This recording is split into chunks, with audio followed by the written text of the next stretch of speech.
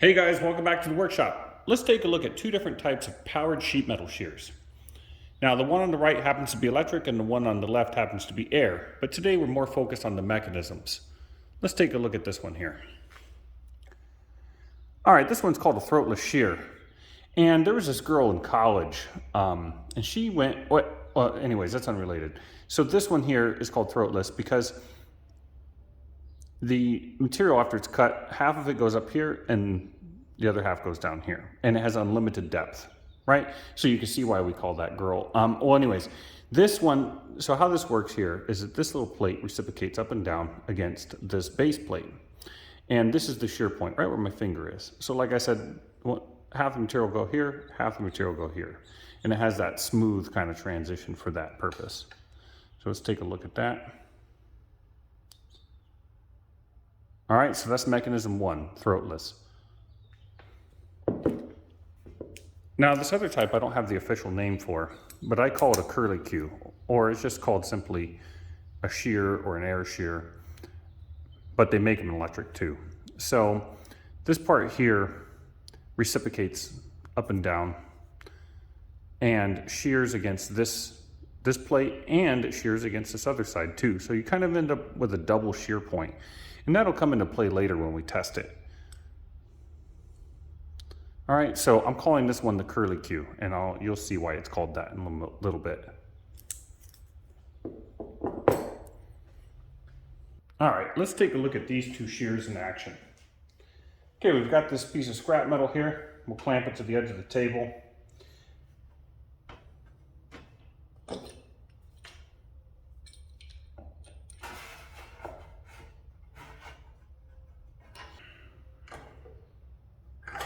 All right, sheet metal's clamped in.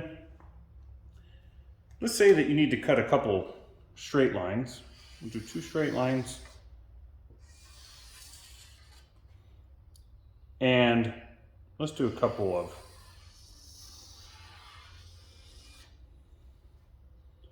ones to get ever increasing sharper.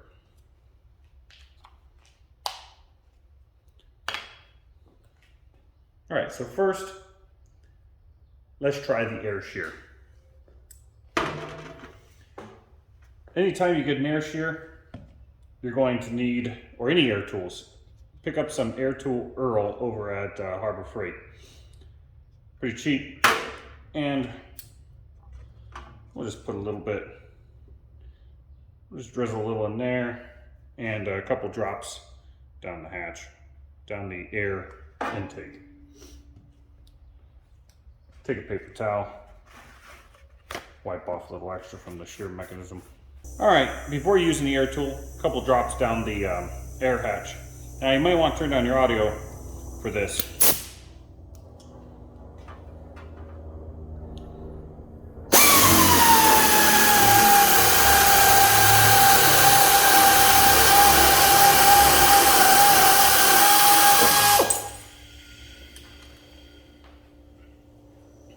All right, there's our piece.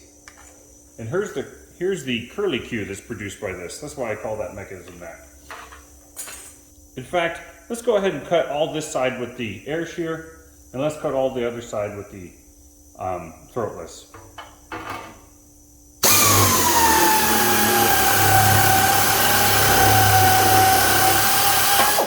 All right, as you can see on straight lines, pretty good. Not too bad. Let's check its maneuverability.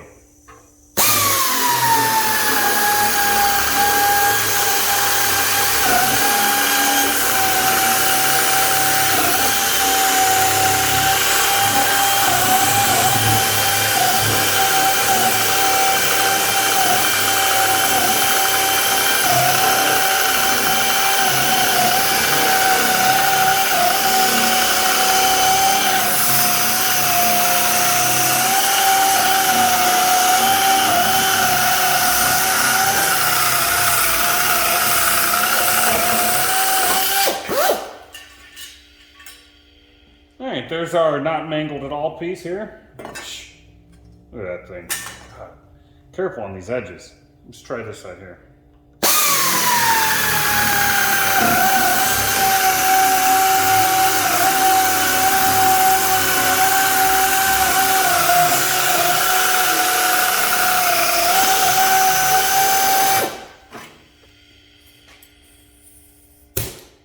get the idea. Let's flip this plate around and try the other one.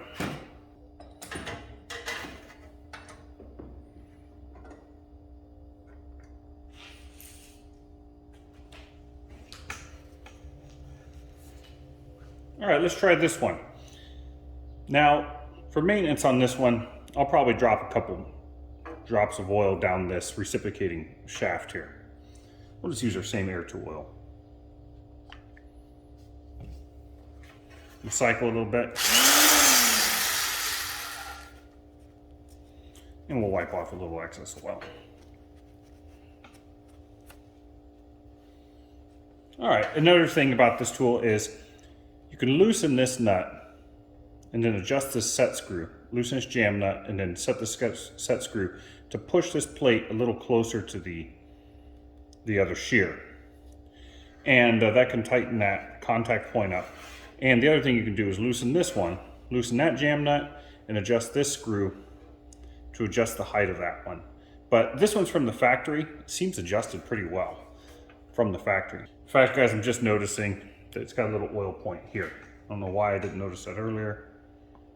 I don't really have a way to get it down in there, but there's probably a tool that goes down in there. All right, let's give it a shot here. We'll start with the straight pieces.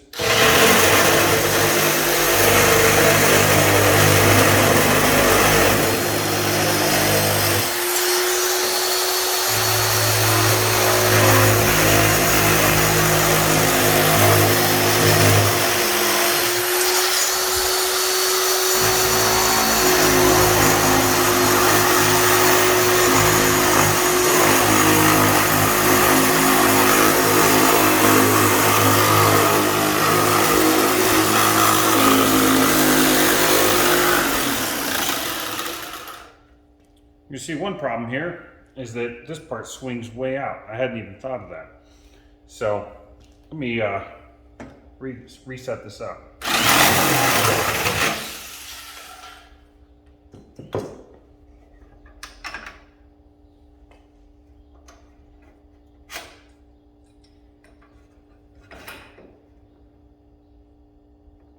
So that's a win for the air tool, or for the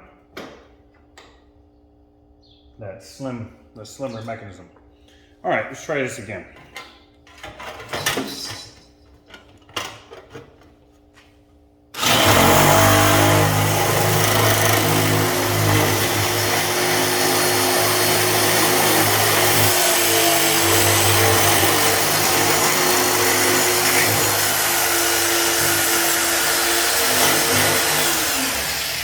Got stuck in between here.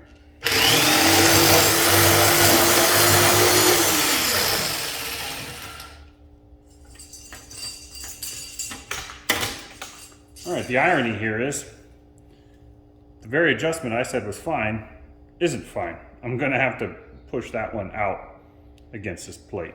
See if we've developed a gap here. It looks like we've developed enough gap between these two plates that the sheet metal is able to get in between. All right, let me get the tools and we'll adjust that and we'll continue our test.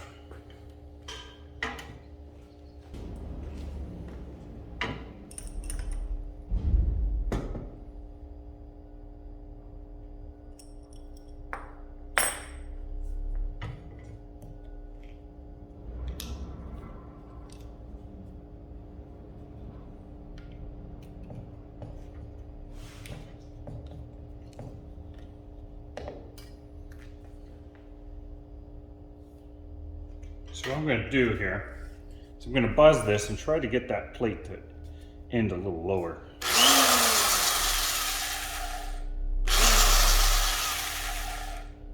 That's better. Now let's unplug it.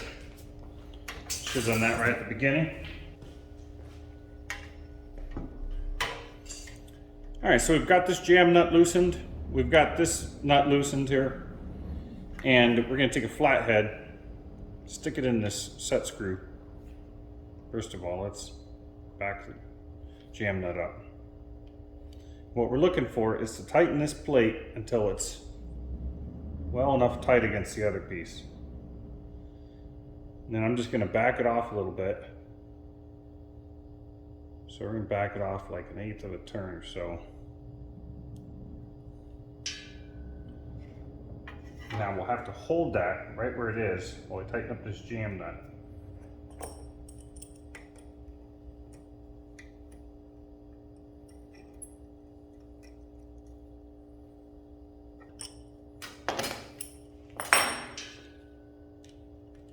And we'll tighten this one up.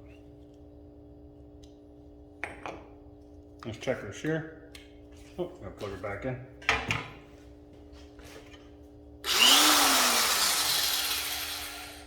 All right, should be adjusted. Let's go ahead and try again. Make sure that's super tight.